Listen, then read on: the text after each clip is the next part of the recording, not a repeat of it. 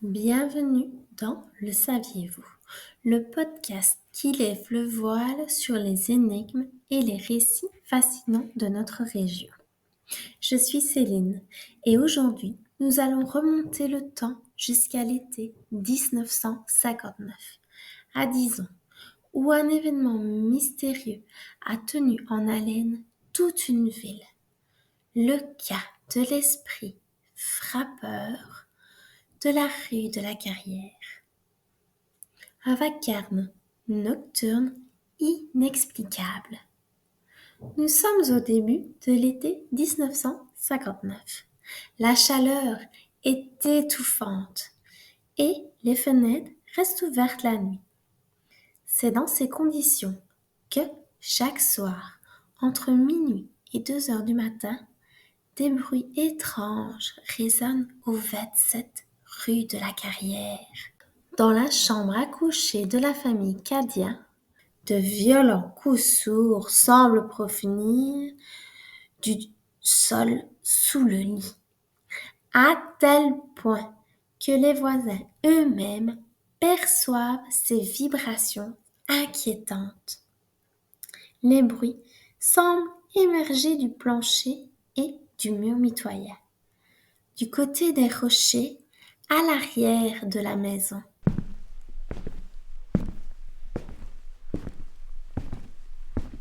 La rumeur se répand rapidement et les curieux affluent.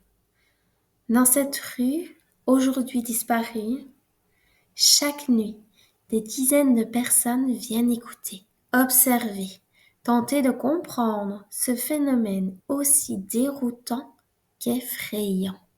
Esprit frappeur, incantation ou simple phénomène naturel? Quand l'étrange surgit, les théories les plus folles émergent. Certains évoquent un fantôme tourmenté ou un revenant des anciennes carrières voisines. D'autres accusent même le révérend doyen Michel du presbytère voisin de se livrer à des pratiques incantatoires. Les explications se multiplient. Des chats-huants réfugiés dans le toit de l'église Saint-Fiacre, des effondrements souterrains liés aux anciennes galeries de la Carrière, un véritable poltergeist? Le mystère est total.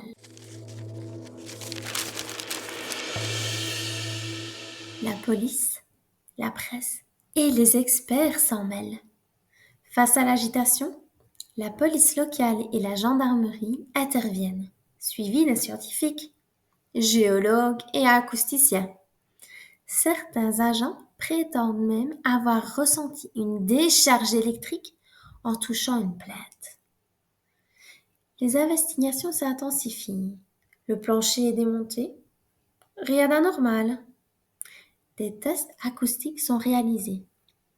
Une possible instabilité du terrain est évoquée, mais ne tient pas. Les médias s'emparent de l'affaire. Radio, télévision belge, française, journaux locaux et internationaux couvrent le phénomène. Dizon devient le centre d'un mystère paranormal. Un médium entre en scène. En novembre 1960, soit près d'un an et demi après les premiers bruits, un médium nommé Madame Charette est appelé pour tenter d'entrer en contact avec l'entité. Son verdict: un jeune homme de condition modeste, portant un foulard de charretier, serait à l'origine des bruits. Une âme tourmentée, un esprit en peine. Les bruits sont même captés et diffusés sur les ondes radio. Et puis, du jour au lendemain, tout s'arrête. Après 2 longues années, le silence revient enfin au 27 rue de la Carrière. Mais aucune explication définitive ne sera jamais trouvée. Aujourd'hui, que reste-t-il du mystère? Le numéro 27 de la rue de la Carrière n'existe plus. À sa place, on trouve aujourd'hui 2 pierres commémoratives rappelant une autre tragédie. Une première pierre en hommage aux victimes civiles et militaires de la Seconde Guerre mondiale. Une seconde qui marque la date du 9 septembre 1944, jour de la libération de Dijon par les soldats américains. Ainsi, sur cet emplacement où jadis des coups inexpliqués faisaient trembler une ville entière, ce sont désormais d'autres mémoires bien réelles qui sont honorées. Ce qui s'est réellement passé cet été-là à Dijon reste un mystère encore non résolu.